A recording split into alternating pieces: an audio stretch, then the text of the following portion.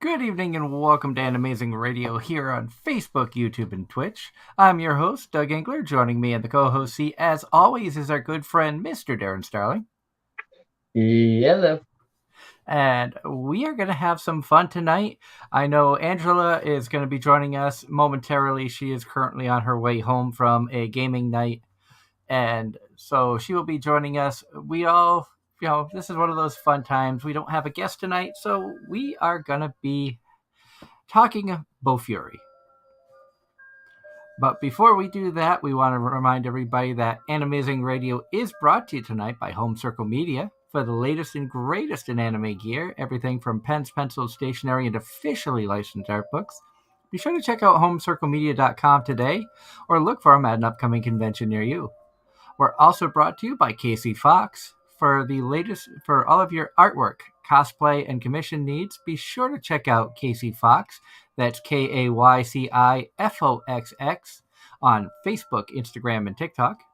We also are proud to announce we have partnered with Dubby, a wonderful energy powder that really it replaces the energy drinks and stuff that I used to get a lot of. Also, since I started getting, since I ordered it, and I've ordered two different flavors. The Calio cream is really good. It is a mango orange cream. And then the one that I just got in a couple days ago is Push and Punch, which this is really good as well. And like I said, since I started getting this, and I used to buy like 2 coffees a day on days I would work both jobs. And Darren, you know how tiring it is working 2 jobs. Absolutely. This right here is all the scoop you need to give you an idea of the size. This is the tiniest little thing. I do have the Dubby 20-ounce tumbler here. Literally, that's all it is. I did get the trial pack to see if I would like this before partnering with them. And I used it on a day that I had to work late at job 1 and still had to work job 2 the same day. So literally, that's all there is to it. I have bought 1 iced coffee since I started using this. So it has saved me a ton of money. When you figure I probably had 7 iced coffees a week on average. Sometimes 9. And at $4 an iced coffee for a large ice at Dunkies, I don't do the Starbucks stuff because that's overpriced. And really it has, I can vouch that this has actually worked for me. If you're interested in checking it out, head over to dubby.gg. Read up for yourself on the ingredients and everything involved with the Dubby energy powders. See if it's something that might be right for you. And if you are interested, use our code AZR10 to help you get 10% off at checkout. Again, we're going to have some fun tonight. We're going to go and do a nice review of Bofuri. We're going to do a little bit further in-depth review of that. Also, Darren has finally caught up, I believe, so on most of the winter anime, so he's got some shows to talk about. And we're going to have some fun. Like I said, Angela will be joining us in a little bit. She is currently on her way home from a gaming night, and I know she was excited about that. Also, we have some cool things in the works. Not to forget that we will be going to Rail City next month for June 23rd through June 24th and 25th up in St. Albans, Vermont. Come on out to Rail City, hang out with us. We got some surprises in store for Rail City. And I mean a big one. So you don't want to miss that. Everything is just about finalized for the big surprise. And I know, Darren, you are unfortunately unable to make it up for Rail City. Mm-hmm. And I do apologize, Doug and everybody else. I don't know what has going on with StreamYard, but they have changed some settings and it's no longer running in the background and is constantly trying to put my tablet to sleep. That's So weird. if I keep disappearing, that's why. I may have to pull it up on my phone and see if that makes a difference. And hello to HH, John Knight, and Brianna Rabideau. I am the Fancy Nerd. For those of you who are questioning the Fancy Nerd comment, at my day job, we had a couple new hires in the last couple weeks, and the newest one who joined us this week, his name is Todd. He shares the bay beside me. He is also an anime fan. Finally, I have somebody to talk anime with while working. So when I play the Japanese music, he doesn't get upset like some of the other people who just shake their head and walk away. Which, Darren, you know what that's like. And Darren is switching devices, it looks like, to have a better connection. Well, let's just see if it's the same across platforms. That's my thing. So hopefully it's working better. Kind of love technical issues. When we got to StreamYard that we were all done with that. So we're gonna see if it's StreamYard or if it's Darren's tablet that's acting up. But apparently he was telling his significant other about that he works with another anime fan, and told her about us doing the podcast here. And she goes, "Oh, he's not just a nerd; he's a fancy nerd." Which, thank you, I take pride in that now. Pinky's out. So I was called a fancy nerd because we do the podcast here, Darren. So I guess that makes you a fancy nerd too. Wow, that's a first. So we're fancy nerds because we're able to talk to some amazing voice actors and all the wonderful guests we've had on the show. Which speaking of which, the latest edition that we have Mike from Crunchyroll will be joining us June 18th. I also am looking at rescheduling Denise Gossett from June 25th because that is the weekend of Rail City Fan Fest. And with everything going on, I honestly don't think I would be home in time to do the show. So I also saw Denise post that she got hired for another movie. So congratulations to her. That I guess is going to be doing a lot of recording in June and July. So a huge congratulations to her. I hope that things go wonderful for her for the shooting of the film. Obviously, she can't disclose what the film is, locations, anything like that. A lot of NDAs in the actors' world. And Darren, we respect the privacy of all of them. Yep. And it appears to be a StreamYard thing. They have changed something because my phone is falling asleep too. That is weird. Because it's not affecting the computer here at all. So I don't know. Me neither. Let me see if any settings have changed. But tonight, as I said, we're going to be talking Bofuri. I don't want to get hurt, so I maxed out my defense, and that was a very fun show. And I know that Darren, you enjoyed that one as well. Yep. That was one of the rare ones that all of us enjoyed. Are all of us watching at least one anime together this season, even though I know I haven't started most of the season yet due to reasons? I don't think so. Not yet, anyway. I only have 4 that I am currently watching and caught up with. I started number 5 today with Ancient Magus' Bride. But I know Angela had mentioned a couple of shows that she thought we might like. Well, about to say, she definitely had one on her list that I was going to do. And it was one that was peddled by one of our listeners enough to catch my attention. I think the one that she thought that we would both like is Skip and Loafer. And that would be the one I'm referencing. That's what I thought. And I am tempted to start that because, like I said, I'm only watching 4, but there was like 8 or 9 that I wanted to start watching.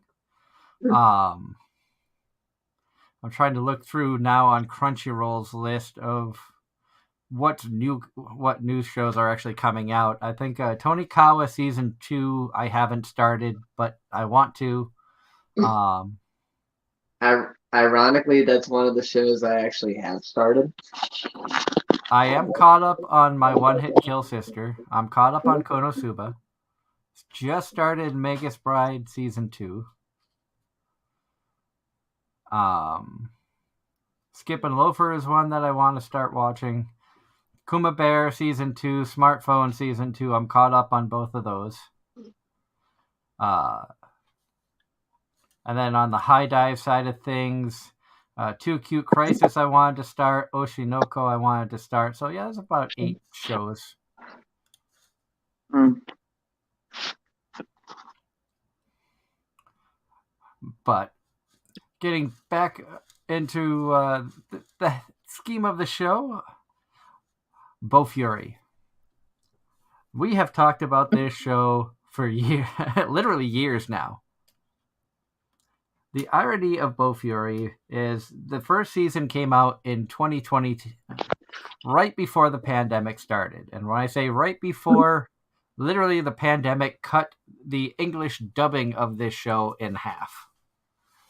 I think they were able to fully release it in Japanese, but a show that started getting English dubbed in March or in February, they started releasing it in March, didn't really finish the English dub until October of 2020, after they figured out about remote recording, what shows to put a priority of getting recorded first and stuff of that nature.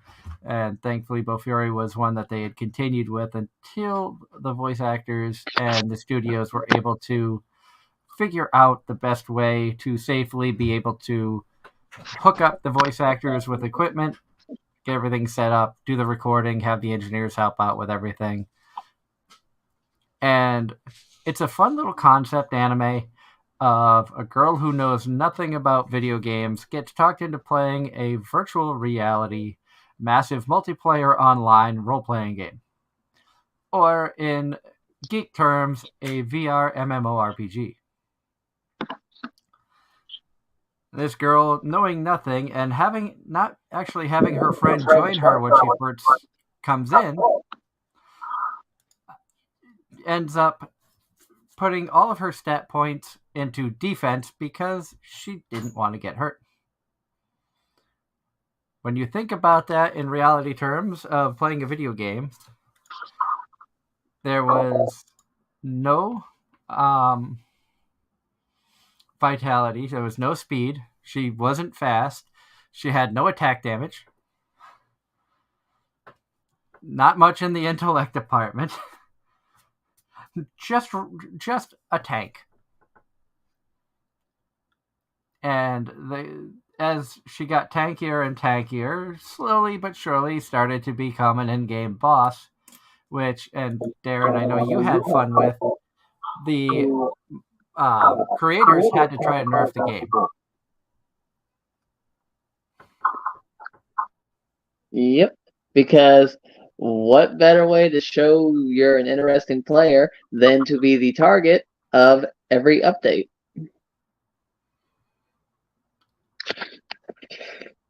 And you've got some feedback going on. Do you have another window open, or? No. That's weird. I'm here because I'm hearing myself. Oh, now it's gone away. That's weird. Bofuri, and John Knight was asking who got us into Bofuri. I think we all got ourselves into it. I think so. I think this was one of those shows because, like, what attracted me to Bofuri was Maple was kind of a cute character,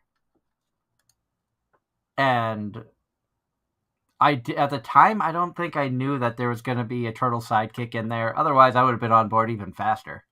But it looked like a fun anime, just something to, sit back, enjoy, a cool concept of, showing virtual reality gameplay. And if you like watching streamers who game online and stuff like that, you would really enjoy this anime because you get fully immersed into the video game world. But unlike an isekai, she's able to step out of it and have a real life, and they do show some of her personal life in school and talking to her friends and stuff of that nature, which is nice. And it's not and it's not overpowered summer to another world. That's the typical isekai tropes. And I think it was just refreshing to see an actual like fantasy video game anime. And here's Angela. Hello, everybody. Welcome to the show. Glad you made it home safely. How we doing? We are good. We just started talking a little bit about Bofuri. John Knight asked what or who got us into Bofuri. That, I think, honestly, that was a found by accident going through my anime list leading into that season. And hey, this looks cute. Let's give this one a shot. And then we absolutely fell in love with it. Pretty much, it was like I saw cute characters, a fun premise from reading the synopsis. I was like, let me check this out. This could actually be good. And like I said, going in blind, and then after watching 2 seasons and just how amazing the 2 seasons were, it filled the void that SAO left with disappointment. I'm gonna keep teasing you about that one. I know. I'm aware. For the sheer entertainment value. For those of you who weren't there, I dropped the bombshell of Bofuri is what I was hoping SAO would have been a couple weeks ago, and Angela went off. Largely because that's like comparing apples to oranges. They're like, yes, it's both involve video games, but that's really it. But it was still fun just to, because we didn't actually. I think that's the first time with the 3 of us on here we actually had, almost one of those epic trash taste discussions. Yep. Oh god, it's like I have a feeling that's like Connor and the bread. All bread tastes the same. It does doesn't. not. That's a whole nother rabbit hole to go down. Yep. Okay, we have someone who agrees with you on that. And you weren't here for the fun fancy nerd topic that came in earlier. Okay. We have a new employee at the dealership. His name is Todd, and he works in the bay next to mine because that was the only open bay. Okay. He is also an anime fan. Oh no. So finally, I have somebody at work I can talk anime with. Yep. Apparently, he was telling his wife about me being an anime fan and doing a podcast and being able to talk to voice actors and stuff. And she goes, when at first he told her about working with an anime fan, she said, "Oh, great, another nerd." And then when he told her about the podcast, she goes, "Oh, a fancy nerd." So pinky up. We're all fancy nerds. Yep. And I love it. Thank you. And Brianna, I don't want you to think that I'm mad or anything. I love that. And I'm being honest, that is the greatest. Did you give him a link? I shared it on. I shared it on the Facebook page. Added him to Facebook. I think it's Todd. Yep. I think it's Todd. He said it's his girlfriend's channel. And it's you know what? And now everybody's talking. HH says they really like the summary clips because we aren't involved in the Japanese media, so we don't get the same exposure.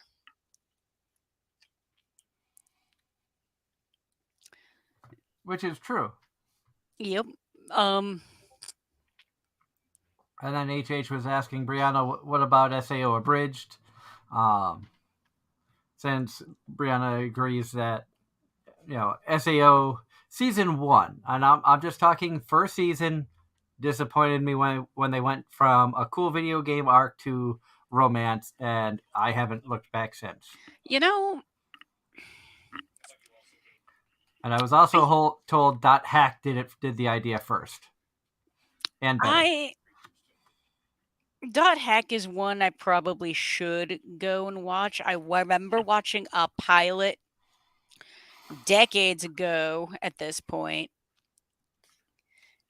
at Boston First Night way back in the day, and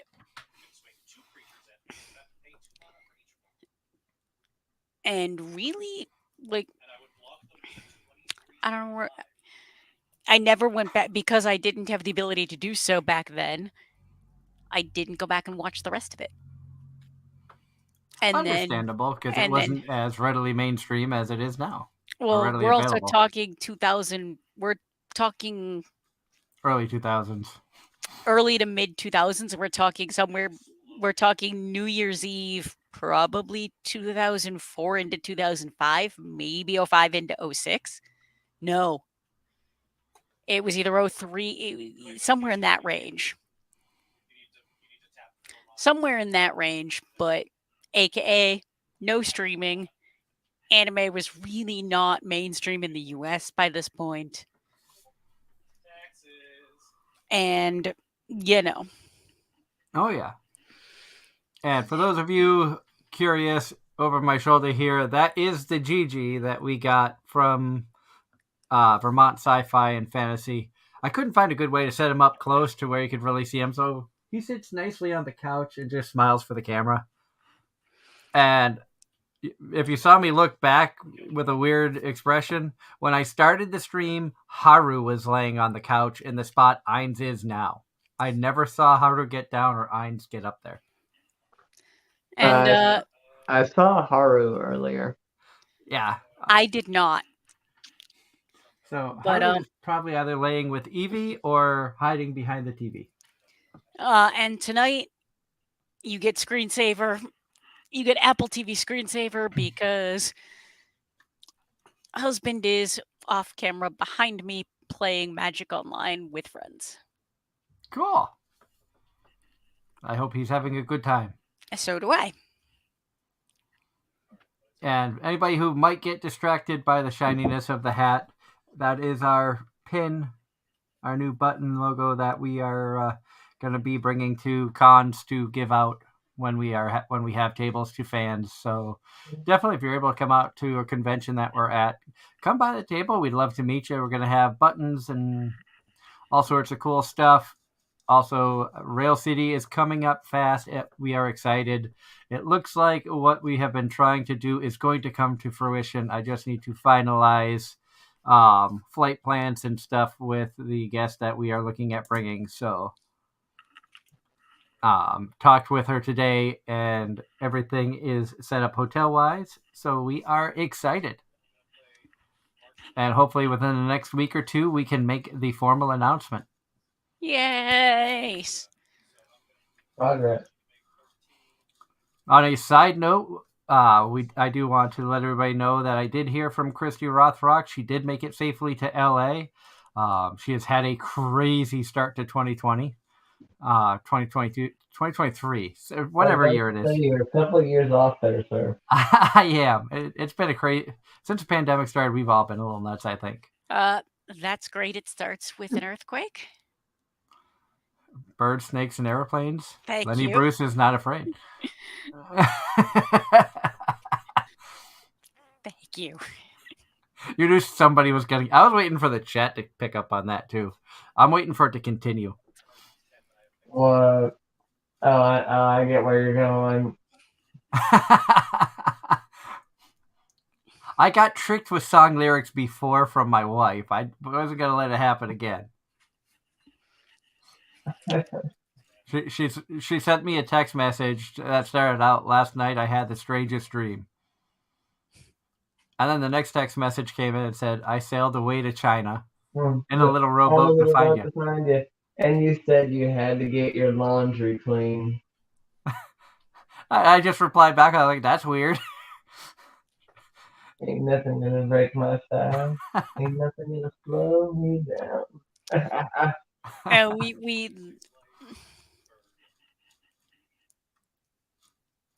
Oh well. Welcome to Anime-Zing Radio, where we've already derailed and we're not even a half hour into the show.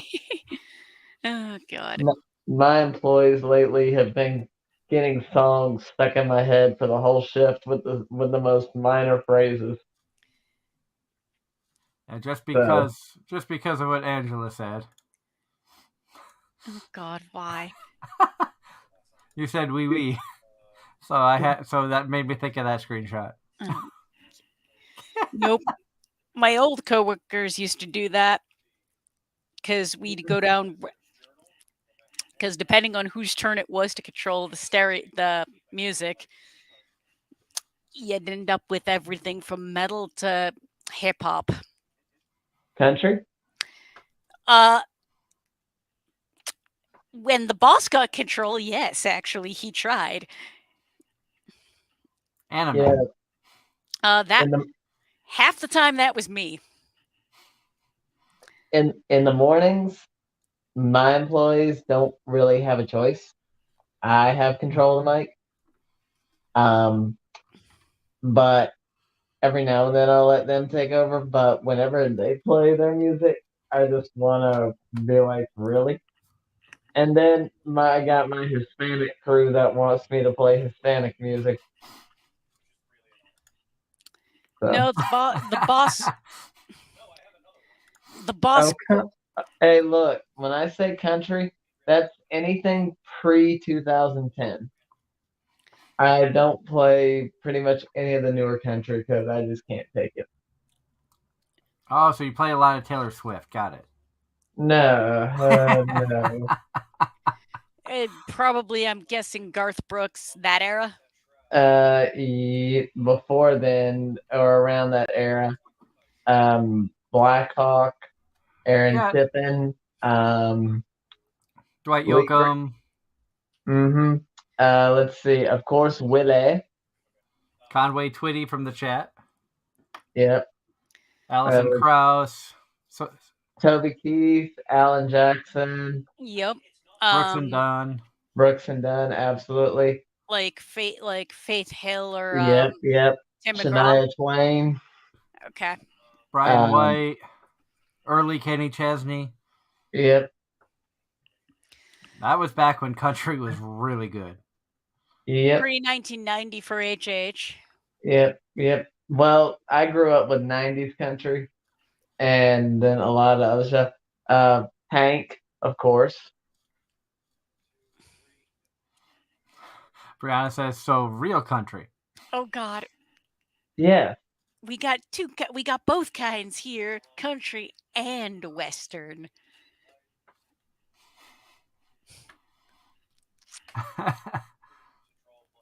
And then the rest of me goes into rock and roll and of course a lot of the older not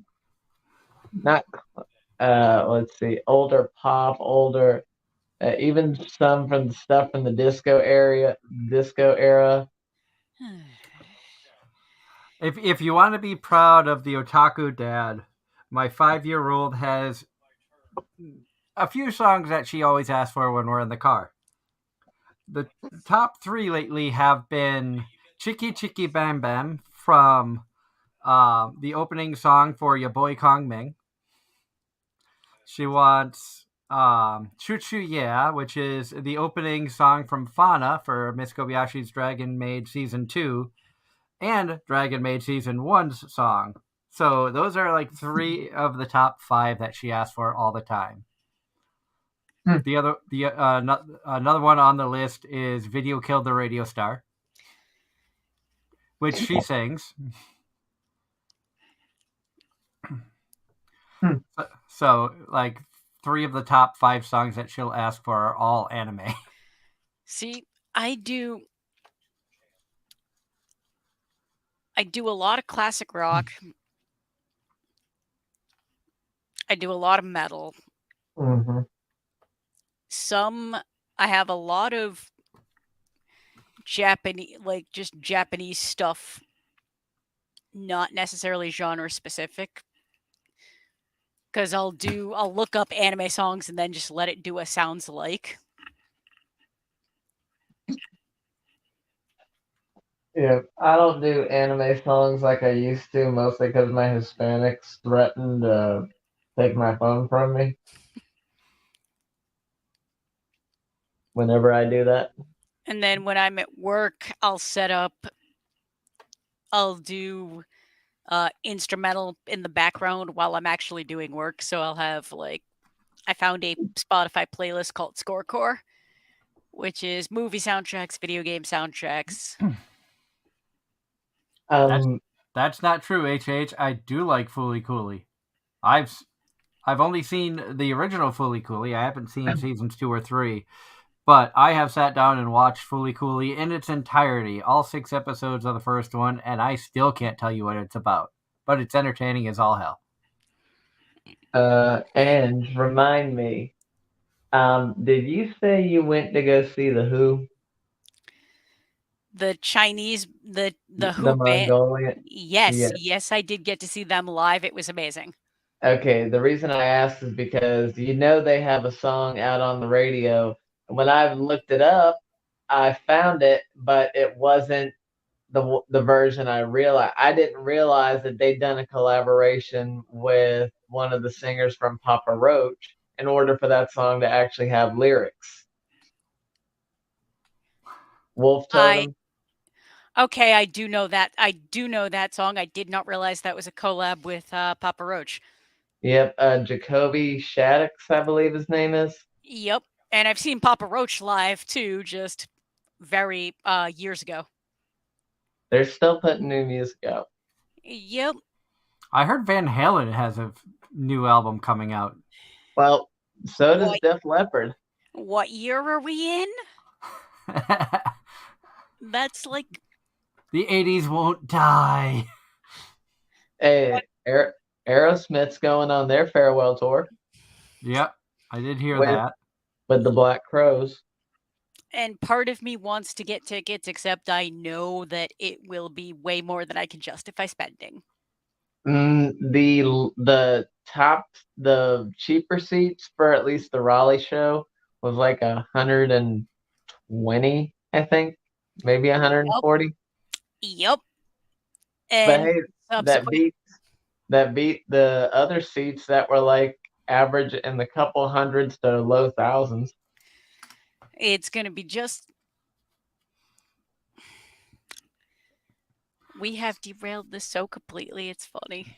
Speaking of tickets, for all of you Trash Taste fans out there, if you live in Europe, they are going to be doing a European tour of live shows. Keep an eye on their pages for a list of dates and locations. So they were inspired by their American tour to do. They had enough calling from the fan base that they figured it would be fun to do another tour, and it was announced during their 3rd annual awards show, episode 150 from 2 weeks ago, which I watched. It's been 3 years already. 150 Damn. Episodes, they haven't missed a week.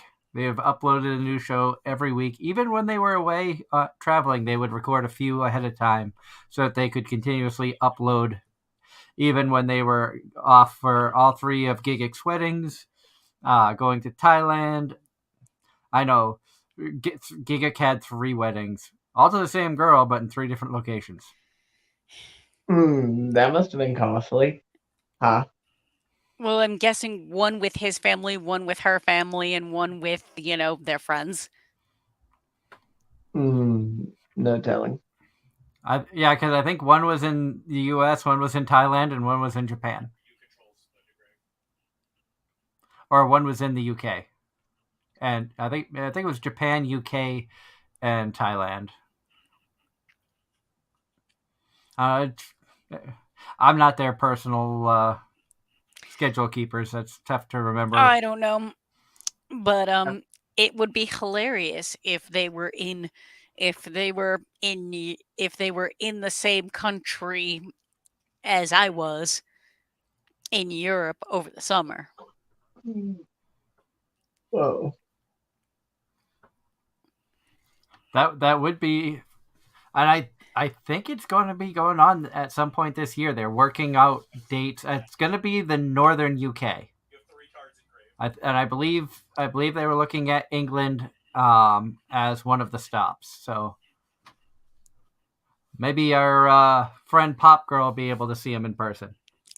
I'll have to ask my friend Ben if he's. Actually, I got a couple friends that I used to do stuff with in the UK. I'm gonna see what they gotta say. But it's getting back on topic of Bofuri.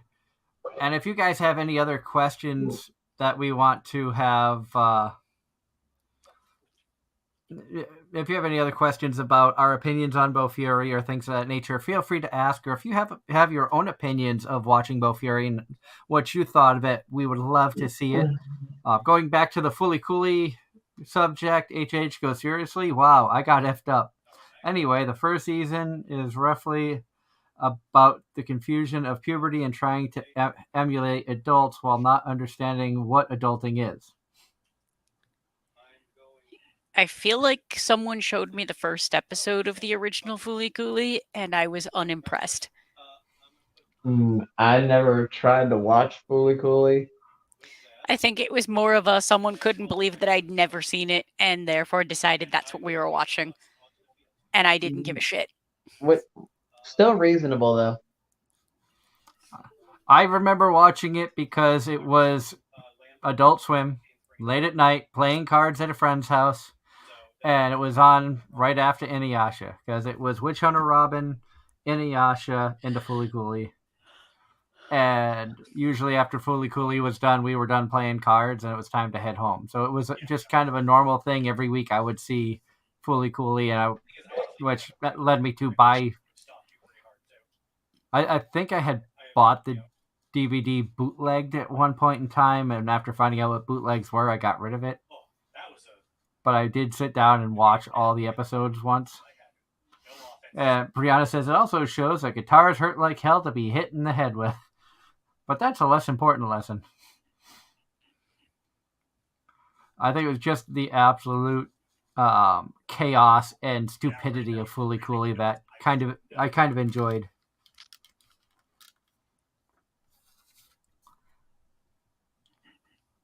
But that's what we love about anime, this stupidity and chaos. And hello, Ross. I hope you're having a wonderful night.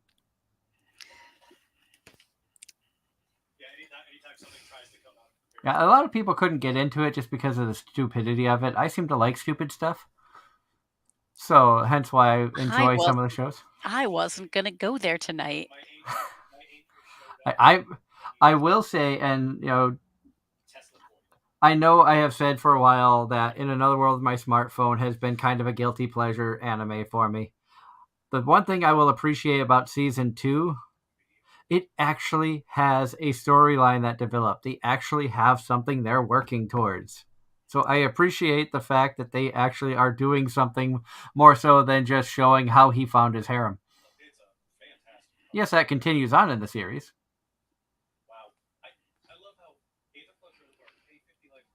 But HH said, dude, why? Talking about getting a bootleg copy off of eBay. I didn't have that much money when that was coming out. If you remember, I was single, living by myself in a house I owned. A lot of my money went to bills, and anything extra went to cheap stuff. And it sounds like I'm living your life back then. Yeah. The difference is you don't have an ex-wife and you have your shit together more than we would have at that age. At that age, I didn't have an ex-wife either. I actually met my ex-wife when I lived in that house. I think that was pre-marriage. Yeah, that was pre-first marriage. Fair. Do I have regrets about the stuff that happened? I would have liked to have seen it end differently, but at the same point in time, if stuff didn't happen the way it happened, I wouldn't be sitting here now with the people that I know and all the awesome people who tune in and you guys. And life's too short for regrets. But not regrets. Like Grant instead of Garn. Here we go. Which apparently that happened during his wedding. And the attachment you tried to send Darren is unavailable. Are you not in that group? I don't think so. Oh, let me try this.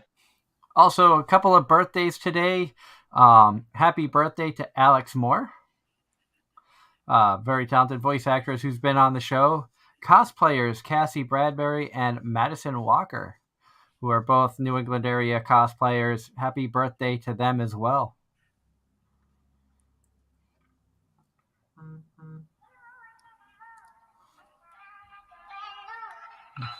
What is that? What Darren sent the group chat. Uh, And oops. I forgot they used to put out shorts like that.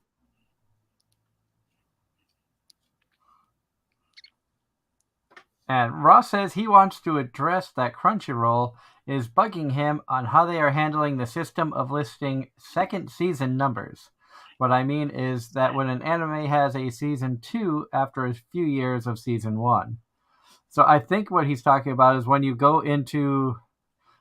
are going to watch a show on Crunchyroll, you have to click on the tab that goes that'll show like Bofuri season 1, and then it'll list about 6 different season 1s of Bofuri. Each one is a different language.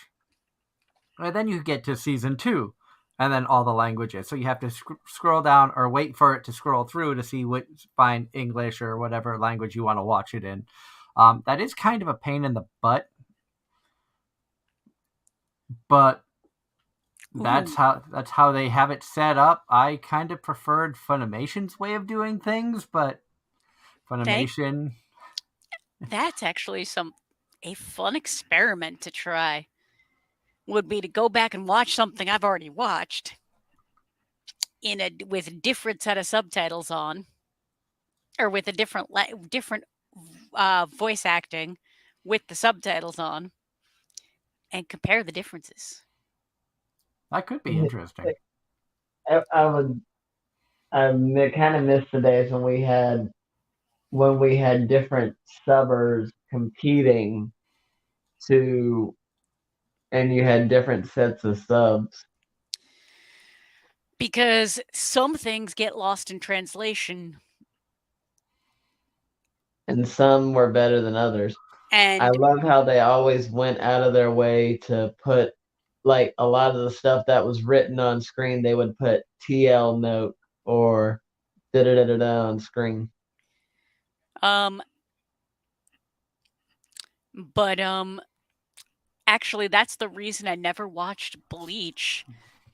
Is 100% because my buddy had a bootleg. My buddy had a fan sub bootleg, and the grammar was so bad I couldn't watch it. And this was 2007, 2008, and I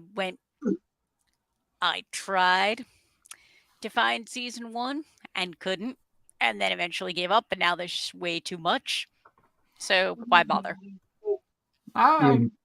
You've gone from not having enough to having way too much.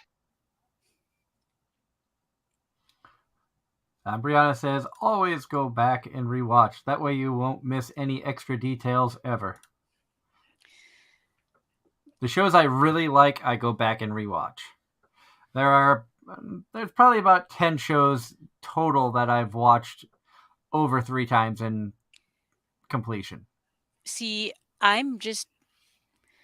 that's not something I've ever done with any media, for the most part. But the idea that I could basically swap the language instead of watching it either in English or in Japanese with English subtitles, I could actually set the audio to Spanish or Portuguese or French with the English subtitles and see what's different. Well, a fun show to do that with, and I say this because of watching it in Japanese with the subtitles first, and then going back and watching it in English. And there were certain scenes where the Japanese with English translation was better fit for the scene or funnier than when it was dubbed. And there were other scenes in the same series that were better dubbed than when they were subtitled. and that series is Hagani. I have no friends, or I can't make friends. I think that it's something like that. Hogany, I don't have many friends. Hagani, I don't have many friends. Thank you, Darren. I knew it was something like that. I haven't seen Hogany in forever. But there's a scene where Rika, Rika, the scientist girl, is on. a tirade. No, it was season 2. They were at the amusement park, I know they were on the roller coaster. on the roller coaster. Yep. In Japanese, she dropped the F bomb, saying "F yeah." In English, it just said "hell yeah." I'm like, no, it was better in Japanese. Yeah. Listening to her go off in English versus reading the subtitles for what she was actually saying in Japanese. That was fun. I think she was like the best one to compare the English to the Japanese. If nothing else, just watch some of that stuff. Yeah, if nothing else, just go watch the clip. You don't even got to watch the whole series. That clip alone is worth the entire series if you want to be quite literal. Pretty much. It was just like watch the highlights of Rika. Yep. And then our favorite girl that's a guy, girl that's a guy that's a girl, but it's actually a girl.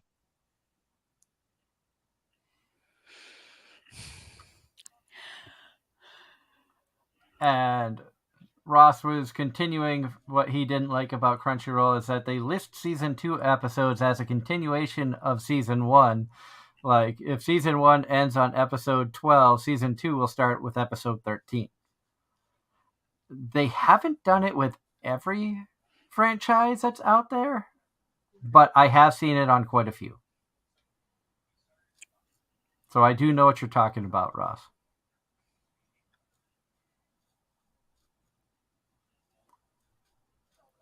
But back on topic of Bofuri, what we enjoyed, what we didn't enjoy. Like I said, it was, and there's gonna be some spoilers in this. So if you haven't seen it yet and you don't want spoilers, then just watch the funny faces we make while we talk. At least these two, because y'all can't see me. Yeah. If Darren turned his camera on, he'd probably have it shoved up his nose or something. You never know with him. Oh He my. tries to. What? I said, "Oh my." No, instead you get to see myself getting stabbed by paintbrushes with a grin on my face all the time. Next thing you know, he's gonna have a VTuber avatar. He's gonna be like our friend Kaya Tanu and just have a VTuber persona. Why not? Because that's the popular thing to do nowadays, apparently. Agreed. VTubers are everywhere, and apparently it's a thing now in Times Square that if a Twitch streamer hits a million subscribers, they get their picture up on the big screens. I thought all in you Times had to Square. do was all you had to do was place an order on McDonald's in order to get your at least your name up on the big screens in New York. I don't know, but I know I saw a video clip of Shy Lily, VTuber that I enjoy watching because she is just out there with some of her topics that she talks about. And somebody was filming in New York City and actually got the video of when it said, 1 million followers on Twitch and showed her picture.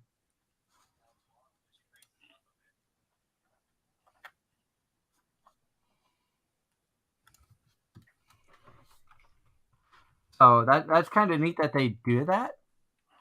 VTubing has become like crazy popular, and got sidetracked because I got a message.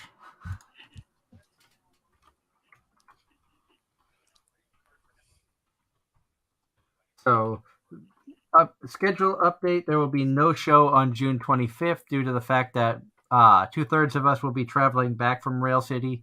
We will reschedule Denise Gossett. She just messaged me saying that she actually will be shooting on that day, and she wanted to she was going to ask about rescheduling. So that actually works out for the best. That way, when she's able to join us, Angela hopefully won't miss it because of traveling. Yep. And I won't miss it for being exhausted. And I'll just have to call you 20 minutes before showtime, or 5 minutes like tonight. And Well, hey, at least this time you stayed on the phone with me until I could actually pull stuff up versus last week where I must have been dead to the world last week. Yeah, you missed a good show last week, especially when we were talking with our guests about, because they import a lot of merchandise that they sell, including figures and stuff like that. And I know that you've gone off on rants talking about trying to find the best deals at conventions, and that's one thing they talked about. And I remember even making the comment, man, Darren's missing a perfect show for him again. That seems to be the trend here. Anytime we have shows that we think we would like or in our wheelhouse, something happens. Yep. Agreed. I have to be here. I mean, you have to be for now. I mean, come on. But There may come a time when there'll be AZRs going without me, but we will have to wait and see what happens. And FYI, for those of you who may know or may not know, I thought I was going to have a job interview this past Wednesday about a job in Pennsylvania because of moving there. Stupid me didn't look at the dates. When I went back through the emails on May 4th, I got an email from the company saying, sign up for video interviews starting next week, which I thought meant when I signed up for a Wednesday interview, it was the 10th because the original email came out on the 4th. When I went back and reread the confirmation email, it was the 17th. So it's this Wednesday I have a job interview with this company, and it wasn't last Wednesday where I felt bad that I left my day job early thinking I had an interview. Whoops. Don't feel too bad. My employees and potential employees can't even show up for their interviews. We had a couple of those happen at Domino's. Why are college kids so stupid? I don't know. I would love to comment on that one, but Same. that applies to a large majority of my work. Actually, no, my workforce is actually predominantly high schoolers, not even college. I work at a college and have seen far too much, so I'm just gonna not. Yeah, that was just a general question. That wasn't really out there to be answered. I mean, I'll answer it, but I just don't feel. Oh, you don't need to be obligated to answer. Nope, I'm not saying anything on air. Switching gears, apparently there were quite a few conventions going on this weekend. So if you were able to attend any of these, I hope you had a wonderful time. I know KidsCon New England was this weekend. Also, PoochieCon down at Atlantic City at Bailey's Casino. So a convention at a casino? It's been done. There's one at Mohegan. Oh, yeah. Also, our friend Johnny C. yesterday was at the Haverhill Public Library for their free Comic-Con that they had. So if you're able to head out to Haverhill, Mass. To the free Comic-Con at the public library, hopefully you saw Johnny C. Were able to say hello. I've actually been proud out of one of the radio stations I listen to. They've been promoting the heck out of, that Fayetteville, North Carolina is basically the home of Fort Bragg, right? Yep. They have been promoting the heck out of Fayetteville Comic-Con, which happens twice a year. And it's always interesting listening to a radio station in general and be promoting the conventions like this, and then them actually have on-air sessions from time to time at the conventions. That's cool. So it's nice to see, even though it's just your average radio station, actively taking part in these kinds of. And they all, probably the funniest thing is they always say in their commercials, if you like anime, cosplay, gaming, WWE, The Walking Dead, Doctor Who, that they actually go out of their way to say anime. And I'm just like, props to y'all. Oh, and cosplay. Yeah, I know. Talking with Amanda Dagley from Z106.3 up here, she is into the comic cons and stuff like that.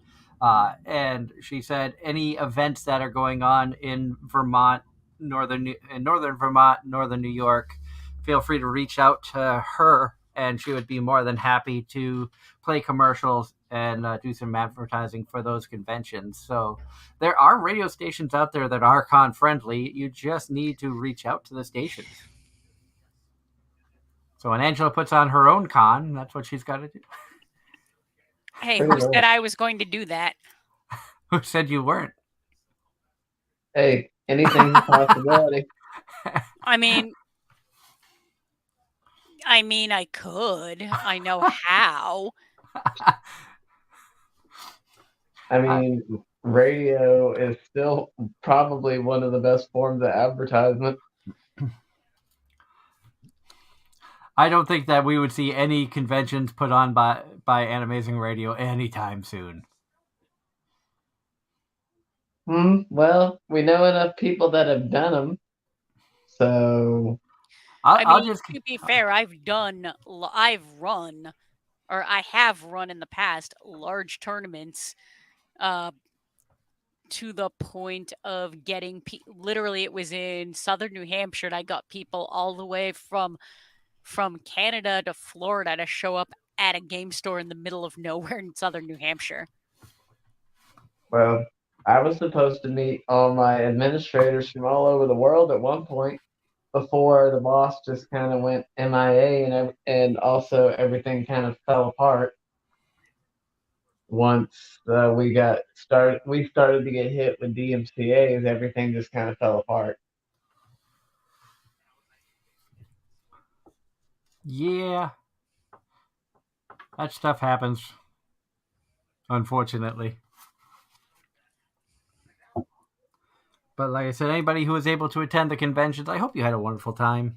I know there's lots of great events out there. I know we are excited for Rail City. That's going to be my last con before the move. Sadly, we're not able to make Kineticon this year because it falls the weekend before we actually pack up and move everything. And I am hitting Animazement this year in less than 2 weeks for the first time since 2019. So this is my first convention since 2019. Wow. Because they didn't have it in 2020, they didn't have it in 2021. It was limited attendance last year, and this year is more or less back to normal.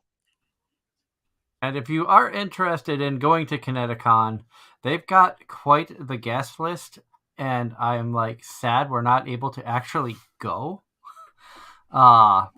Richard Epcar, Clifford Chapin, Kristen McGuire, Tazia Valencia, Doug Cockle, Susan Egan, Amalie is going to be there. She had to cancel last year because of illness. So, best girl of 2022, English voice actress of Marin, is going to be at Kineticon. I'm sad because I really wanted her autograph. Lucy Christian is going to be there. Justin Cook, Valeria Rodriguez, Chris Hackney, Landon McDonald, Anares Quinones, AJ Beckles, Lila Berzins, Melanie is going to be there. So you have Amalie and Melanie. and Melody has been a guest on the show years ago. She's also a part of Magnolia Memoir. I enjoyed some of their songs. That was a band that she was lead singer in. Stephanie Sutherland, Sean Chiplock, who has been a guest on the show, Kelly Baskin, who has been a guest on our show, Nicholas Roy, and Ryan Bartley. So for all of you fans of ReZero, you will have Ram and you will have Subaru. I was just waiting for them to announce Brianna Knickerbocker so you could get Ram, and Subaru. And while they're at it, why not get Kaylee Mills and get Amelia the Hero? Get Amelia there, not Amelia the Hero. I was about to say, this isn't The Devil's a Part-Timer. Yeah. I don't know why Amelia the Hero always comes to mind on that. Because it rolls off the tongue? I don't know. Well, actually, oh no, Felicia Angel voiced Amelia the Hero. Kristen McGuire was the voice of Senko, Malim, best girl from Slime. Speaking of Slime, have you watched the movie that came out recently? I have not. I haven't even finished season 2, part 2.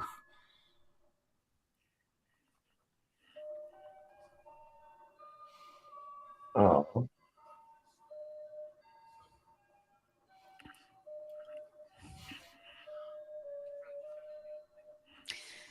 And Ross in the chat talking about the Fox girls saying Darren will choose Mama Fox. If I know Darren, he'll choose Mama Fox from DxD, and Doug would choose Senko. Nope. Mama Fox? What was her name again? No, I actually like Kuno a little bit more than her mom. Oh, God.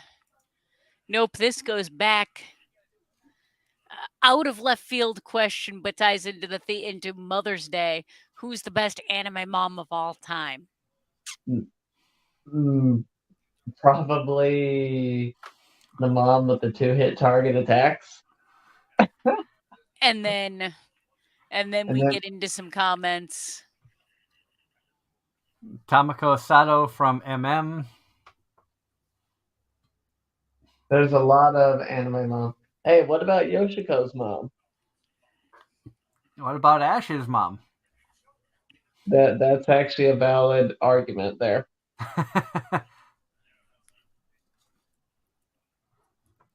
Someone did a list with top anime moms, and I can't remember if it was Giga or another one, or it might have been Misty Cornexia back before his YouTube channel got nerfed. But someone did anime moms before, and Delia Ketchum was near the top of the list. I think I remember seeing that, and I think Deku's mom was on the list. What's your thoughts on that, Ange? I know that you like My Hero. That's an interesting choice. And something funny about like anime moms, have you noticed in animes you see more moms involved in animes than you do dads? That is true. I would argue that My Hero is kind of the exception to that. Well, that's why I said most anime. But it is true. But yeah, now that I think about it, it is true. If you look, like even back in Rosario Vampire, there's a lot of there's quite a few episodes when Skune is home where you see interactions with his mother. His dad's at work. His dad makes a brief screen appearance on one, maybe two in the first episode, and then I think one episode in season 2. He makes a very brief screen appearance, and that's all you see. And then, of course, let's see, Mizure, her mom showed up. Yeah, Kurumu's mom showed up. Kurumu's mom showed up. Yep. Trying to think other shows. I mean, you have Spy Family, where some people, may say, oh God, brain fart. The mom, the fake mom. Yes. Your could be best mom in anime based off of how she fit into the. I mean, that anime was just fantastically done too. Yep. Mm-hmm. See. Uh, Also, it seems like whenever there's a rom-com going on of any kind, you always seem to meet the main male protagonist's mother before you meet their father. It's not always just the male's mother you see. Something like Or even Uzaki. what You saw Uzaki's mom before you met her dad. true. And then let's see who else we got. Nagatoro. Well, Nagatoro, you met the sister. Have you seen season 2 yet? No. Or seen any of season 2? Nope. Let's see. Takagi, you didn't really meet anybody. Komi, you met the mother before you met the father. If I remember, in Attack on Titan, the first episode, you saw somebody's mom, and then they got bit in half. There was a lot of those. High School DxD, you actually meet both of them on multiple occasions. Because, God. And then there are some that you just want to call mommy. Mm-hmm. Of course. Angela just shakes her head at that one. You know, Well, hey, how many shows? Nah, never mind. We'll save that one for Father's Day. I was gonna say we in theory we had a topic. We did have a topic, and man, we got derailed so hard. Yes, we Welcome did. to Anime-Zing Radio, the show where we can't stay on topic to save our asses. Yet our fans still. This is why our fans tune in, is because we were Trash Taste before Trash Taste came along. Very true, actually. We're the original Trash Taste. Because our animes are Trash Taste. I can't even argue that. Well, I'm sure I could, but what's the point? You just argue yourself into agreeing in the end. I think you should just agree to avoid the argument. I'd say you just argue until you eventually come to realize, wait, he's right. So if we are comparing ourselves to Trash Taste, if we're comparing ourselves to Trash Taste, I think Darren would be the closest one to Giggik, because he's more of the religious minded, and Giggik is a monk. So spiritually, I'd say they're pretty close in that retrospect. Does that make you the anime man or Sea Dog?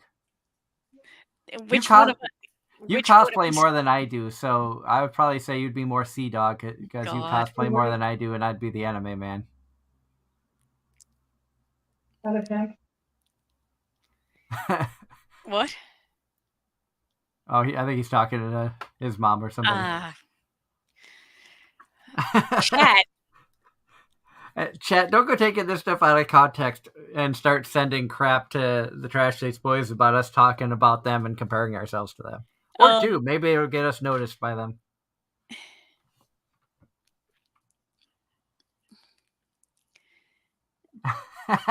Yep. And it's funny because we've actually had shows where we just went off on rambles about Bofuri, which is what prompted me to suggest we do this. And then we've gone on rambles with everything but. And I will. One thing I'll say about Bofuri is the storyline was very well written. The characters are enjoyable. Syrup is the cutest goddamn side character in anime. Prove me wrong. Show me somebody that's more adorable than a giant flying turtle. I'd have to go through my sidekicks in anime because there's a lot of them. And I'm going to call you out for language because whenever I say that, I get called out for it.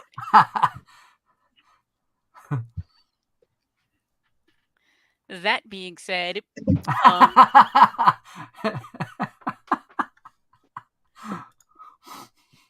Do you need to be even fancier, nerds? You only have so many pinkies. that being said, one of the things I love about Bofuri, it's a nonsense thing, and I know that. The very end of how every episode ends with what amounts to forum chat. Yes, because they're always entertained, and I can never tell which players unless it's just a general forum. I I feel think like it's just a sometimes it's general the same forum. players. Because it's people who are on like the lower tier guilds, or one of the later episodes, it was people from there were definitely some from lower tier guilds commenting about, oh, if Maple, if the top 3 guilds couldn't do it without helping each other, then we definitely weren't going to be able to do it. And I just got distracted by the chat once again. Thank you, chat, for continuously distracting me. HH had a comment talking you mean about, like I used to do. Yeah. HH, you're starting to take Ross's spot in distracting me and sidetracking me. HH says, well, if we are to talk about tastes in trash, then are we cosplaying as trash panders because we can go full Tanuki? No, let's not. Let's avoid that subject altogether. And unfortunately, one anime came to mind with. That's why I said let's just avoid it altogether. Nope, we're not going there. Nope, just nope. I'll leave that to the chat. If you know what anime that is, spam it in the chat. If you've listened to us, you know. John Knight says, "Happy Mother's Day to all the anime moms." Happy Mother's Day to all the moms out there. Well, don't stop distracting. We love the interaction. If you want to be quite literal with anime moms, there's every single character has a mother of some kind, so that's literally thousands upon thousands. Yeah, you know.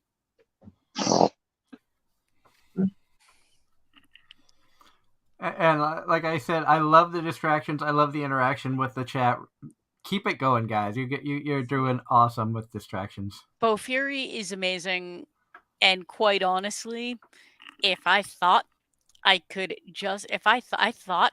afford it and wear it well, I would actually cosplay as Maple. Okay, which version though? You going full mechanical armor? You going tentacles? No tentacles.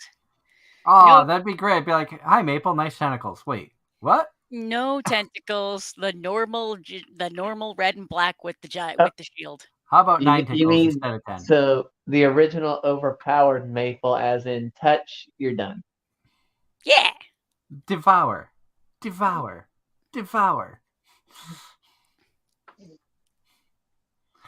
Back to where before she got nerfed to only being able to use that once a day. Mm-hmm. Well, no, I think she should cosplay as Atrocity.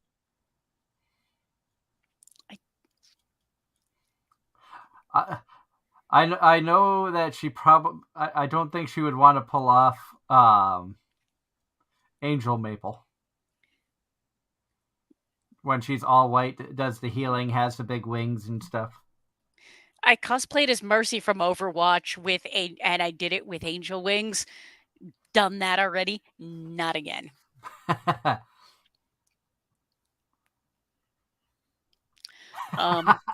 So wait, if you have angel wings.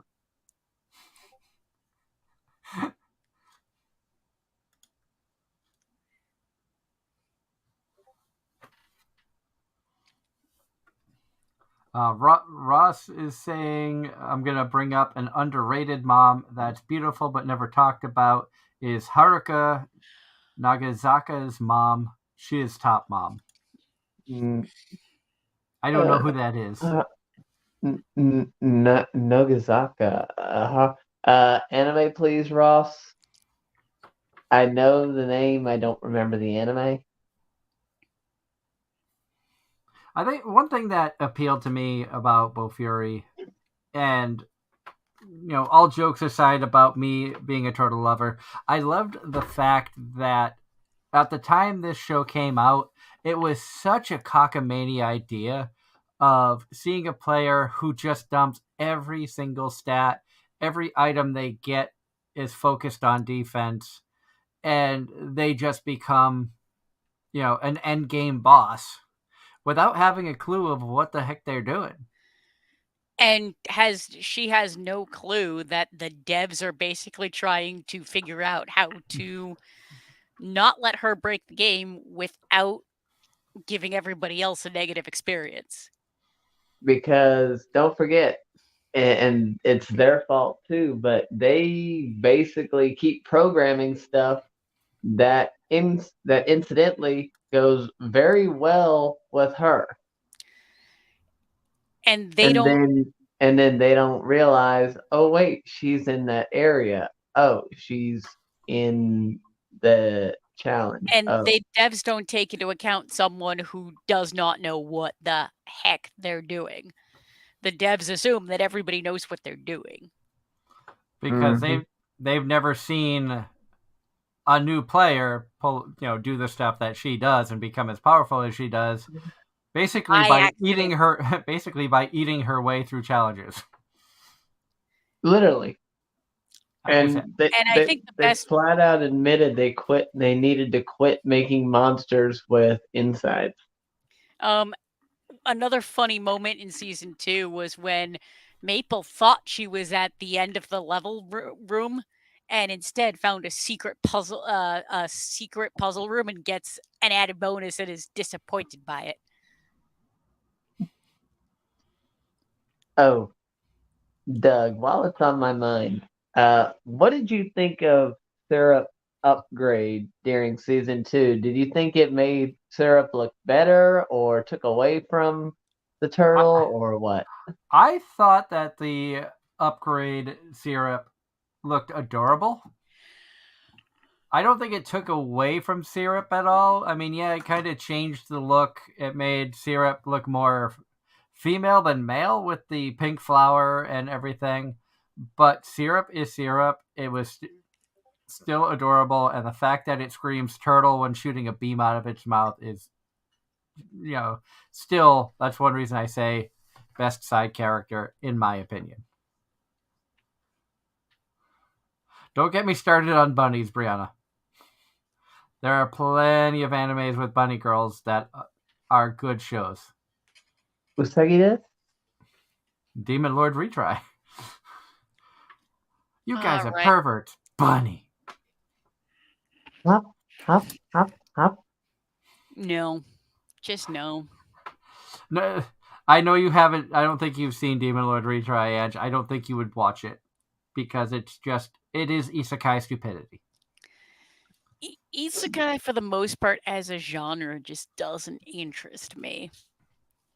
There are exceptions. We've been over this. Mm-hmm. But I'm just saying this one in particular, you would just find absolutely retarded and not want to give it the time of day. I still think she'd like slime. I think she would appreciate slime for the world building and the storytelling that comes through season 1 into season 2. My want to watch list is too long. I still say that you would enjoy Realist Hero. What just... Okay, that was trippy. What? My monitor just went black for a couple seconds. Like your computer was trying to go to sleep? Yeah. I told you, I don't know what StreamYard's done, but I'm having to tap on my screen every 10 minutes to keep it awake, which is probably a good thing because it keeps me awake. Well, that's maybe they're making it Darren proof. Well, no, that's the first time that's ever happened to me with this monitor. Well, that's the first time it's happened to me, period, when I tried to use StreamYard at the beginning of the show. Well, all right. StreamYard is problematic. Good to know. And HH says, wow, Demon Lord retry. I haven't seen that mentioned here, and it's awesome. Back when it was airing, I talked about it a lot. In fact, thanks to Demon Lord retry, we had Kylie Stewart on. We had Eric Rowland on. I would love to get Kimberly Grace on, who was the bunny girl who always said to hop after everything she said. I had the honor of meeting her and Jeremy Inman at Kineticon a few years ago and got her autograph on the bunny girl picture.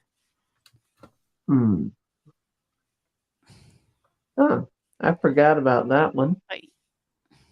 Oh yeah. Going back and to HH is suggesting I read the light novel for Reincarnated as a Slime as opposed to the anime because it gets deep and crazy and is about 4 seasons ahead. Well, everybody knows you like to read. That is true. And I've currently got I've got books everywhere.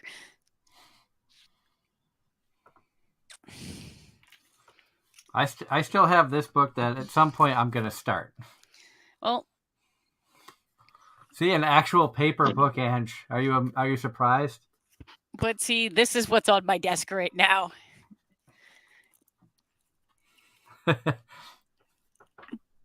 because I in one of my D&D games I had to pull out the monster manual because I can shapeshift into animals. So she shapeshifted into a tentacle monster named Maple. No, I didn't. No tentacles.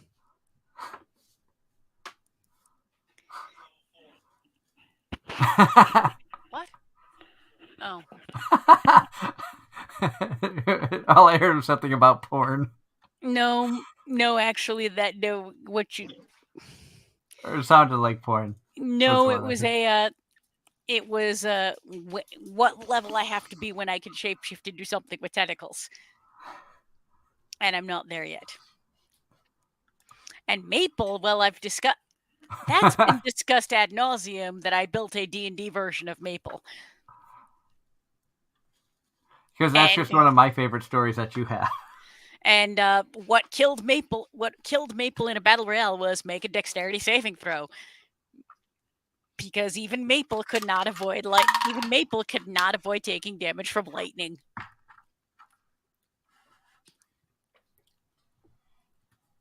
And in a case like that, it's all the luck of the dice. Yep. Because when your dexterity saving throw, your bonus is -1. Yeah. Fun times. Good God. The chat has gone down the tentacle rabbit hole. I'm aware.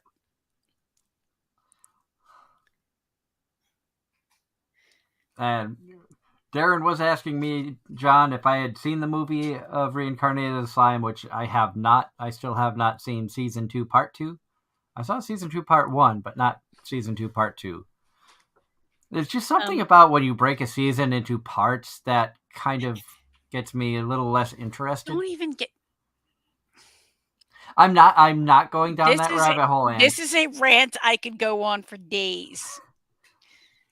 And at some point, when it finally finishes, Mario and I are going to co-opt an episode to go on a rant about Attack on Titan. It finishes. That could be 2050. After final season, part 38.6. HH in the chat, if you ever have a bibliophile episode, I got sci-fi suggestions for days. I could, in fact, do that. I'm a book nerd, so I could do that. Oh my God. Actually, now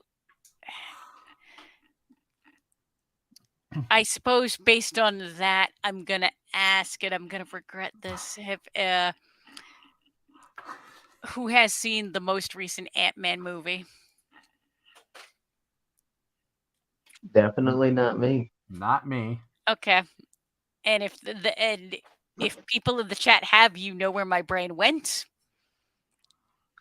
I'm not into the superheroes. The Marvel movies are fun. At this point, it's more for me. It's more about I have a social group that one of my friend groups, we get a group together and just all go together so that it's fun. That's an interesting question Ross just put out there. Since we're going down the rabbit hole, one more creature topic won't hurt. Which anime has the best interpretation of slime? For Ross, it's High School DxD or In Another World with My Smartphone. Interpretation of slime in what regard? Yeah. I'm thinking just the slimes as a monster. I'm guessing. Oh, Sue from Monster from Everyday Monster Life of Musume. Monster Girls. No, have- yeah, no, you're right. Monster Musume. My bad. Yeah. It was Monster Musume with Sue, who was a slime girl. She was friends with Poppy the Harpy. I kind of like, and this is coming out of left field because I'm sure a lot of people overlooked this show, but By the Grace of the Gods has a really, really interesting interpretation of slimes and, the different kinds of slimes that could be out there. No offense, but the whole generic slime melting clothes off is just too generic. And that's the only kind of slime DxD had to offer. So and same boring. thing in Smartphone. Smartphone had a few different slimes. One was like a lubrication sticky, a lubrication slime. They had the green slimes, which ate clothes. You had slimes that were made to look like certain body parts, which is why I didn't go down, into that aspect. I went more into in By the Grace of the Gods, the main character Ryoma is able to tame hundreds, if not thousands, of different types of slimes, and he creates slimes like healing slimes or charcoal slimes that can absorb odor, poison slimes which are able to produce antibacterial medicine, like antibacterial soaps and things of that nature, and actually finds very productive uses for slimes as opposed to just your basic, everyday clothes eating, gross, disgusting slimes. See, I got nothing. Killing Slimes for 300 Years was an interesting take on slimes, just showing, okay, it's a beginning. It's like a weak beginning RPG mob. And or you be the overly cautious hero and use high tier moves on a single slime more than once. And don't forget, killing slimes for 300 years, you ended up having two girls that showed up at her door who were basically the embodiments of the souls of all the slimes she had killed. Yep. And they ended up being her daughters. Mm-hmm. Yes, HH. That is the one where he was reincarnated and specialized in slimes. And he started a laundry company where the laundry is washed by cleaner slimes.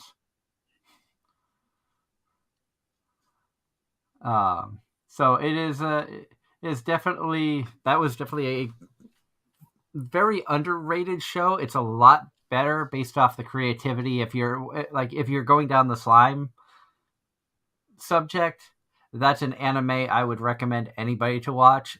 It's also friendly for all ages. So if you have younger kids, they could get a kick out of that because there really isn't anything bad in that. I think Angela might enjoy that one just based off of the interesting way that he's able to use slimes. Wait, what show is this? By the Grace of the Gods. Like season 2 just ended.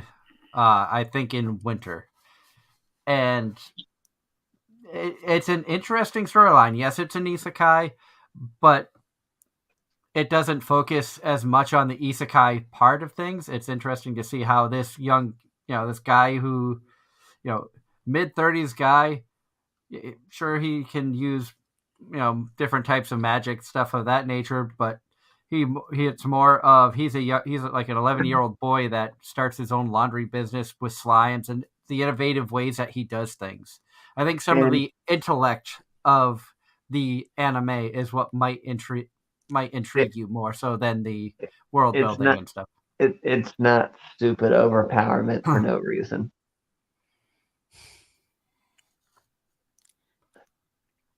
I am skeptical, but not. This one is more of a This is with. more of a feel-good anime. This is more of a with what time. Dr. Feelgood?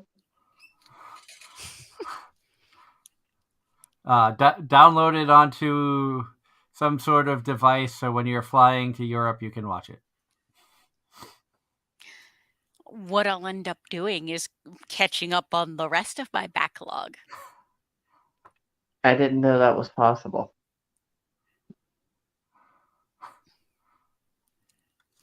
And Derek Bell in the chat, Maple is literally a riot. She is. Uh-huh. Maple is just such a fun character. Getting back on topic for Bofuri, Maple is such a fun character. And season 1, the first few episodes where she just Breaks the game. Yeah, but doesn't do it intentionally. Where she gets poison immunity literally because the poison thing can't kill her, but she can't hit it back.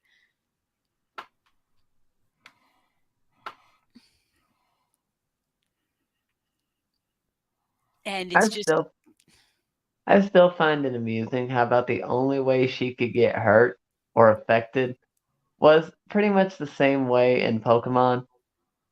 Terrain damage and status afflictions per se. Well, she couldn't get poisoned, she couldn't get paralyzed, but she still could get put to sleep.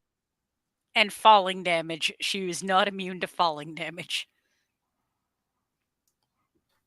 Or terrain damage. Yeah. That's what I was saying because in Pokemon you have several weather conditions that'll hurt like heck. Here we go. Predominantly hail and sandstorm. And Ross, what anime is getting a season 3 in a movie? So it's not just me. Nope, that was me pressing buttons and leaving the thing. Sorry about that. That's all good. It's okay. We only made a whole bunch of jokes about you while you were gone. Yeah, I'm sure. Roll that beautiful bean footage.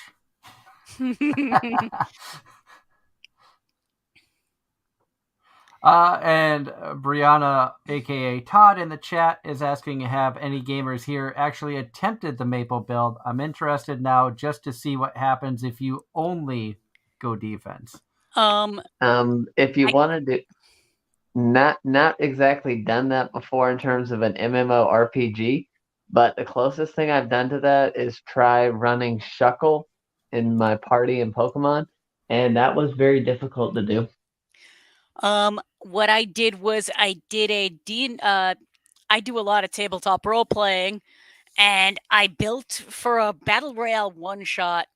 I attempted to build Maple, and in Roll20, I had my icon was Maple, but only a couple of people had seen the show, and the people that saw the show saw that and went and reacted, and the people that didn't had no idea. And at the end of the night, I had healed more than 3 times my max hit points. I took damage equal to 3 times my max hit points, and it was a lot of fun. Sounds like a damn blissy. Well, I hated used those things. actually I can Let me open up D&D Beyond because I don't. I haven't played any RPGs in a while to be able to even think about attempting a setup like that. I built it for any of you lovelies who are familiar with Dungeons and Dragons. I did it as a Warforged Paladin, so healing abilities, immune to poison, immune to poison, immune to disease, immune to being frightened, and immune to magical sleep. And subsequently, I had bonuses to all of my hit points.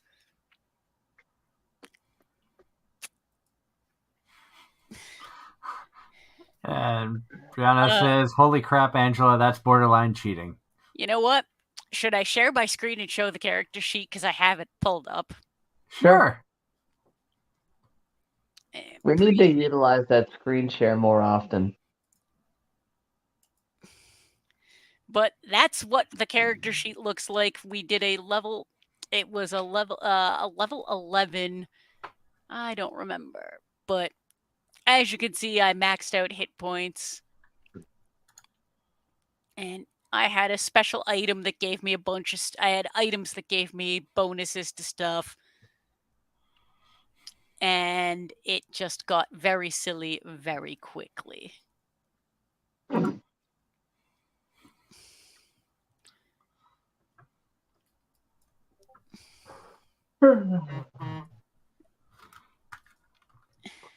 It did sound like it would be a fun time. And like I said, what ultimately killed me in that one shot was lightning damage, because make a dexterity saving throw.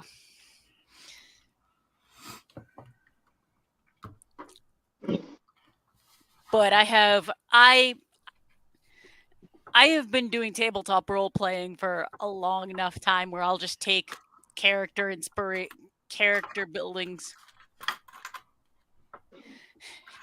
when I just like taking character concepts from other media. Like part of the inspiration for one of the characters I'm currently playing was a combo of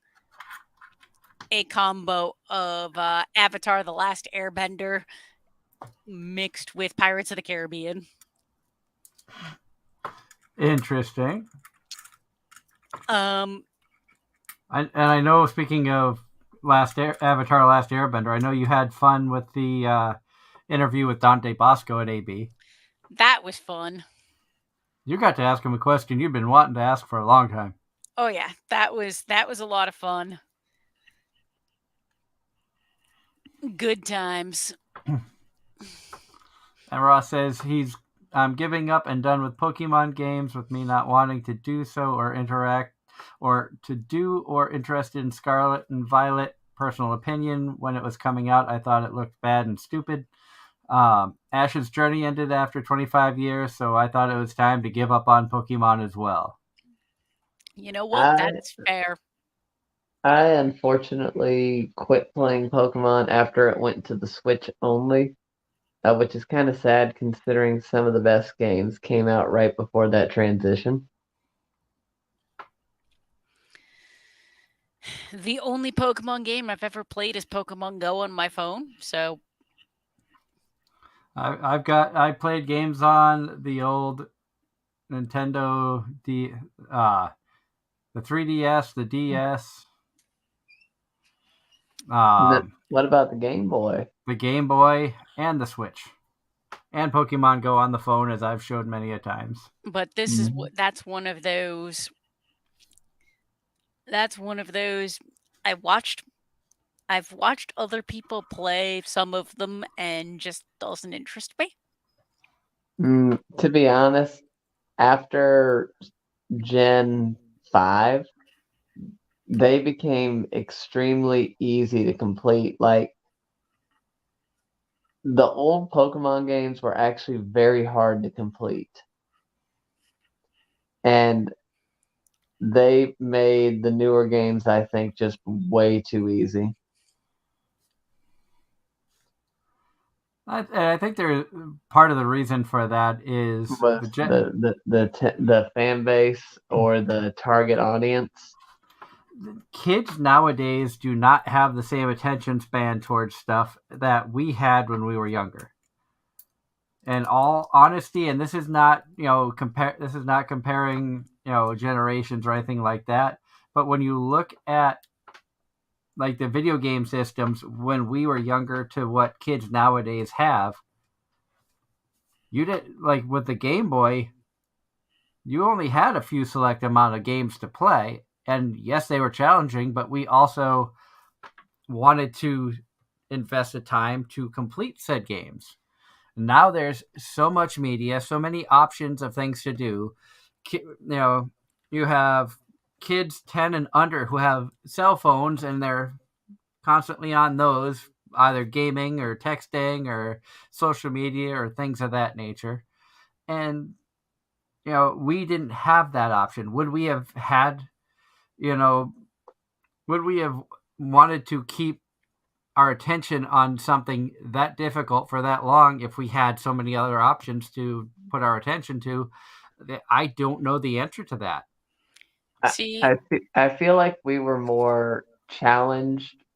I don't know if it was by peers or in general for a sense of accomplishment, but when there was something I couldn't do, I would keep at it until I could do it. I didn't grow up with video games. I didn't get my first Game Boy until I was in 5th grade. And I was almost 10 or 11 at that point. Yeah, my first I outside of, playing video games at friends' houses, I did not have my own video game system until I was 24, 25 and living on my own. Yep, I didn't have a video game system till, let's see, like I said, 10 or 11. Most of my people I went to school with that had been around a video game system of some kind. I remember one of my classmates in, I think, 4th grade was given a hard time for bringing her Game Boy to school. Um, and I didn't get mine till 5th grade when I think I visited my cousins down in Florida and they were playing Pokemon at the time and kind of got me into it. And then there's the old guy who grew up with ColecoVision and Atari.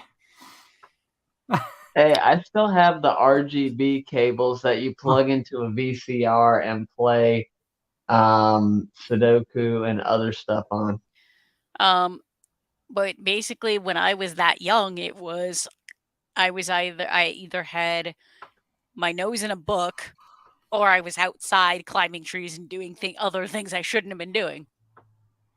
I will admit, elementary school had me on the book path. They had a program called Accelerated Reader, and where you would read books that were labeled as AR, and then they had quizzes on them, and you would get so many points. And I actually set a record in school at the time for the second highest amount of points in the program for that school. Nice. Yeah, my friend that I knew, I wonder if his record was ever beaten. I was in the 600s. He had 700 something.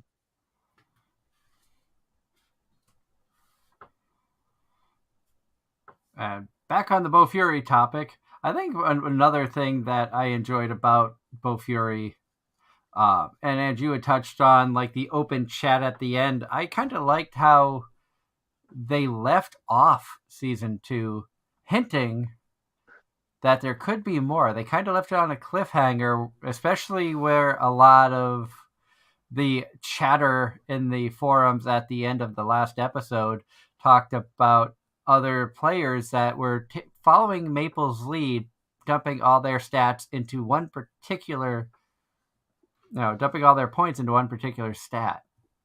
And also the talk of a new area opening, of course. So, is that going to lead into a season 3 or a movie? Who knows?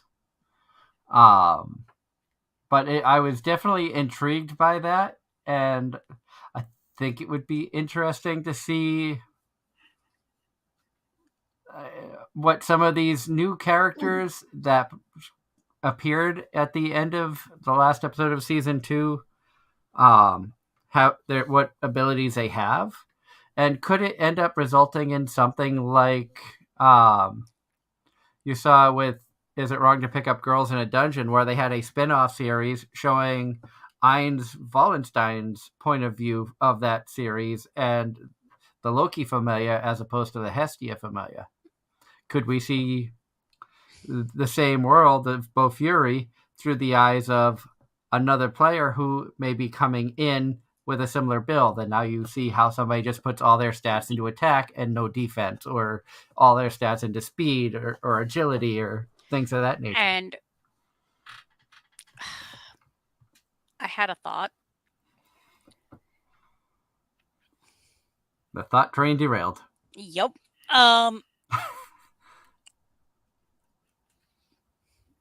Now it was just the last few episodes watching the friendships and the friendly rivalries between the top 3 guilds all develop, and the comments. Of course, everybody at Maple Tree has a unique rare companion. As did pretty much most of the other guilds. And it seems like all the top guilds got characters specifically suited for their attributes. And not just that, all 3 of the top guilds had companions that were capable of flight and carrying the guild members. Yep. And I really didn't even think about this, but it kind of fits with the themes. I mean, a dragon for the strongest player, natural. Phoenix for a player that specializes in fire. And I never really thought about it, but I forgot that a turtle symbolizes defense because of its shell. And slowness, because Maple's very slow. So yeah, that actually that's a very good point you just put out there. I never thought of it that way. I never thought of that either, but then where does Sally's fit in? Let's see. Fox, cunning, fast, a lot of agility. Mm-hmm. Okay. Because everybody else's came. They got what was fitting for them. Yep. So when you think about Sally's abilities of where she specializes in the speed and stealthiness, where she can manipulate. And clones, because Fox, Naruto, that's always been synonymous with each other.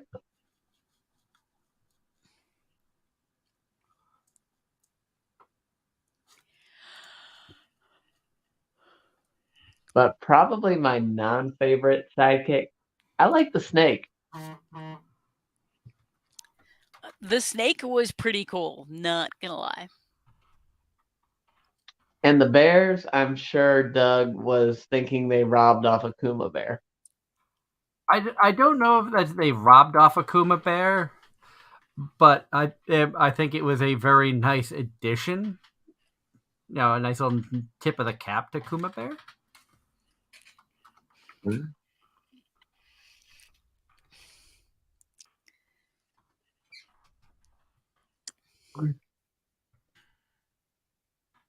And I will say, Kuma Bear, on that topic, I have really been enjoying season 2. It is just as good as season 1.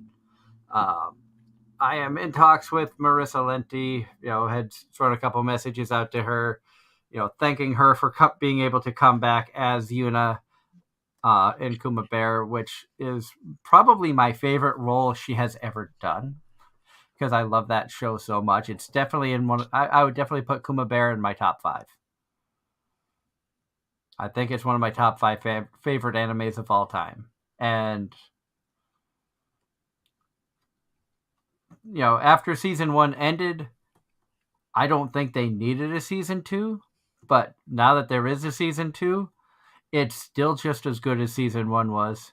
The Kuma Bear world did not lose its cuteness. The characters are still adorable. The bears are still adorable. Yuna is still as sassy as she ever has been, and 90% of the stuff she does because she wants to eat. It's the dumbest concept, but I want fish. Here, let me make a tunnel through a mountain. I want this. Here, let me just, I want eggs. Let's have this orphanage raise kokekos, or what we know as chickens, so she could have fresh eggs. Granted, she does it in ways that benefits the whole kingdom, but it still starts off as selfish reasons, which is very funny.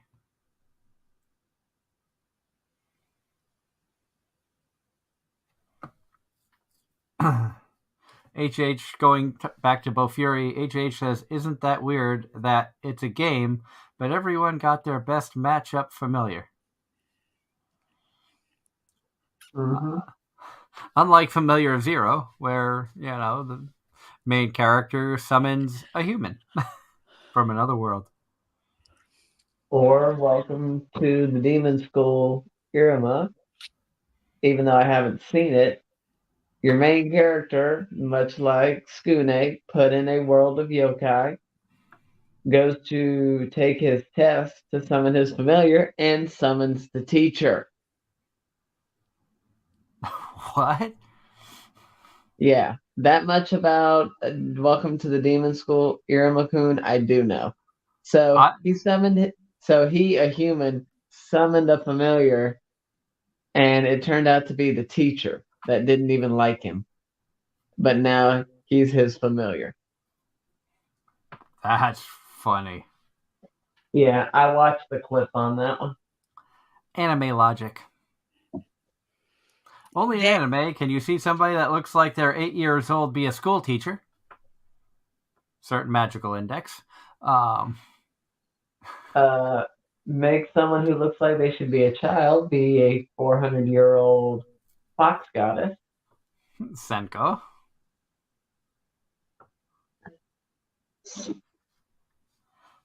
Ross says, "Darren will hate me bringing up this anime phrase. I want the slime as my familiar." Yes. No, Issa, you cannot have the slime as your familiar.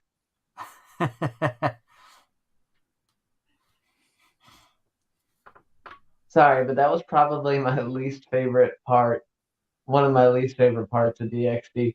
Funny, yes, but no thank you. But very fitting of the character. Yes.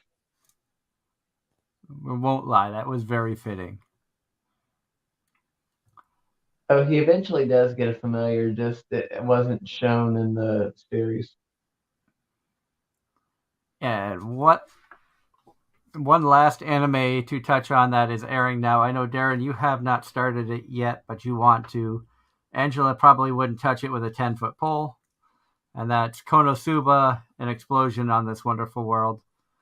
I really am enjoying seeing the backstory of Megumin.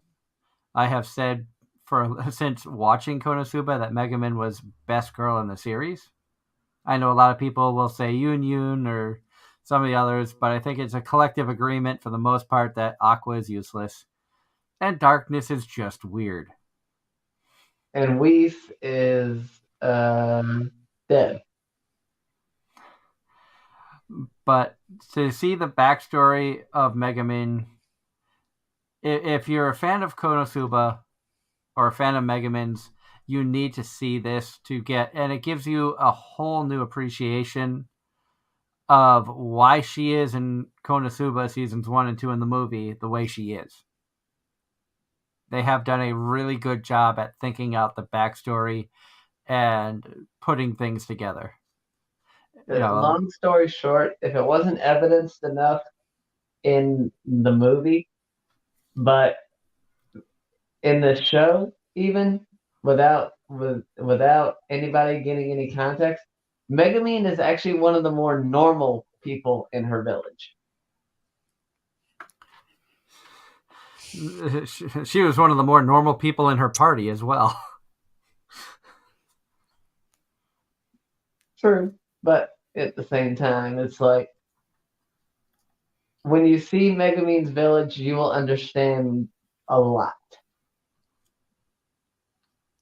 HH, you have a wonderful night. Thank you so much for stopping by, and always great chatting with you. Thank you for all the fun comments and chat in the chat here with everybody else, and we look forward to seeing you again here next week.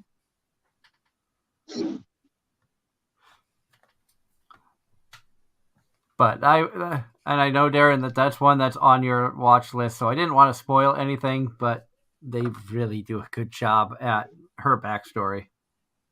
Well, and now that Angela's here, Angela, without going into too much detail, how is Skippin' Loafer? Because it's on my list.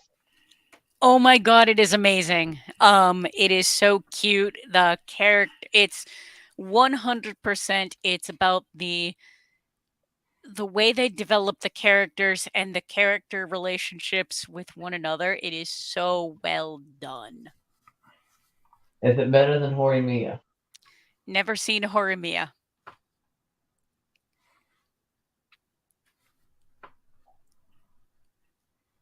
You know, I might start Skipping Loafer right after the show tonight. Is anyone else watching The Dangers in My Heart? Because Sydney and Garnt took the time in his latest video to actually just stare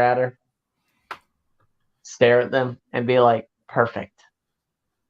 I did see that in his latest video. I have not started it. Like I said, the main male character gives me the Watamote vibe, so I was like, just based off of the little of Watamote I saw, I'm like, I am not interested in this. It could be great, but just because of the vibe I get from the picture. That's one of the ones that's on my list, but I haven't started yet. And seriously, what the hell? I told you, it's something to do with StreamYard. They've changed some settings to where it's not constant. Which is weird because I've had no issues whatsoever. Probably because you're the main host. This is the first time I've had these issues. I wonder if it's because I was the last one in. No, Darren's having them too on his tablet, which he's never had those issues before as well. Yeah, 9 times out of 10, I'll fall asleep and I wake up in the morning and y'all are and my picture's still on the StreamYard site. That doesn't surprise me. You'll be the only one in there, and there'll be nothing else going on. Yeah, and if there was anyone in there, they just hear me snoring. If I snore, I don't even know if I snore. I don't know. It normally gets to a point if we acknowledge you're dead and then call it. That could be something fun to do at some point, Andrew. We'll just like end the stream, and I'll just do a live stream after, and then we'll all bug out, and we'll just keep that going, and people can just hear Darren talking in his sleep. I would like to know what I talk about in my sleep. Not gonna lie. I mean, I could set it up to just be like a recording for us, which we could go back and watch later, and it's not actually public. You know, it's funny. There was one of the old Mr. Beast videos. The guy was giving money to streamers that had no views. And the guy was literally streaming and he was asleep. And then I guess whenever they sent the donation, it stirred him enough awake to the guy commented and then fell back asleep.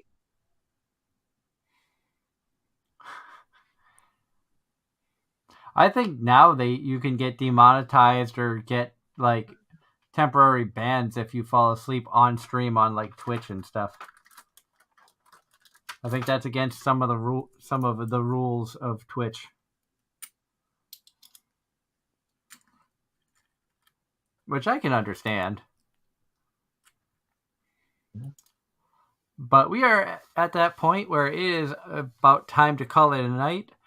we want to thank everybody who came into the chat to talk with us.